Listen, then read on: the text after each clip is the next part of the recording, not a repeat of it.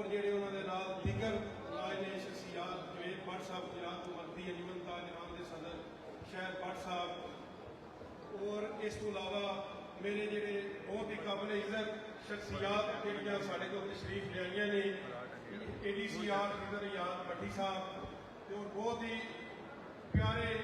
सब नाल प्यार करने वाले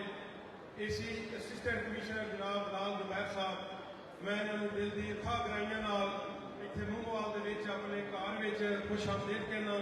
ते इन्होंने अफजाल दियोना साहब सारी टीम जी इन्होंने नाल आई है नसीर अब्बास सिंह साहब के नाल उन्होंने सारे वेलकम बहुत खुश आमदीद कहना ते मैं तुहाडे सारे का मूंगवाल तो इर्द गिर्द तो जिन्ने भी लोग आए ने इत्थे उन्होंने खराजे तहसीन पेश करना कि तुसी 6 बजे का साडा टाइम सी मूंगोवाल दे विच मरकजी अनिमत ताजरान दी अलग बरदारी का कि तुसी उस वक्त इत्थे बैठे हो तुसी जरा भी परेशान नहीं होए ते इंशाअल्लाह ताला अगे भी साडे एक टनोर गुजरे अफसर भट्ट दा और मेरा तुसा साडा साथ दिता है इंशाअल्लाह ताला हुण तुसा फिर दोबारा मेरे ते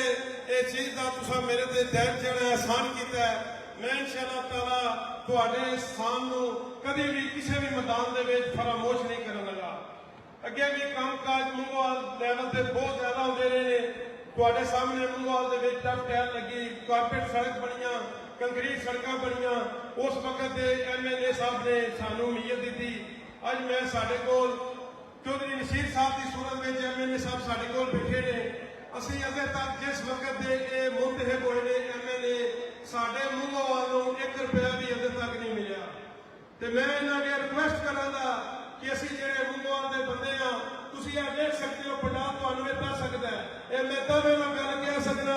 कि तुसीं MLA दी कैंपेन दे दौरान भी इन्ने कसम खुदा दी तुहानूं बंदे नहीं मिले होंदे जिन्ने असां तुहानूं मरकजी अनिमत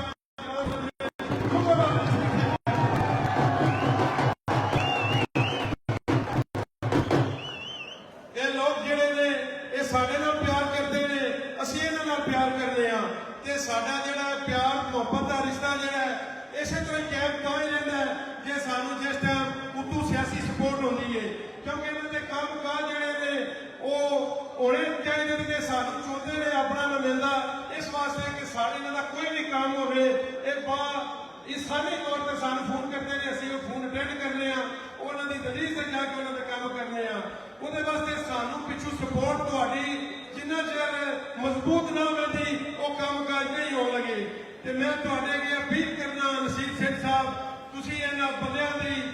ਦੇਖ ਲਓ ਇਹ ਸਾਰੇ ਬੰਦੇ ਜਿਹੜੇ ਨੇ 6 ਵਜੇ ਦੇ ਬੈਠੇ ਨੇ ਤੁਹਾਡੇ ਇੰਤਜ਼ਾਰ ਵਾਸਤੇ ਤੇ ਤੁਸੀਂ ਇਹਨਾਂ ਵਾਸਤੇ ਇਸ ਸਟੇਜ ਦੇ ਉੱਤੇ ਕੋਈ ਨਾ ਕੋਈ ਫੰਡ ਦਾ ਐਲਾਨ ਲਾਜ਼ਮੀ ਕਰਨਾ ਕਿਉਂਕਿ ਸਾਡੇ मूंगवाल ਦੇ ਵਿੱਚ ਬਹੁਤ ਜ਼ਿਆਦਾ ਮਸਾਇਲ ਨੇ जिन्हें में खास कर साढ़े में सफाई का बहुत ज्यादा गंदा निजाम है पूरे मूंगवाल की नाले की सफाई होने वाली है साढ़े कोल नाल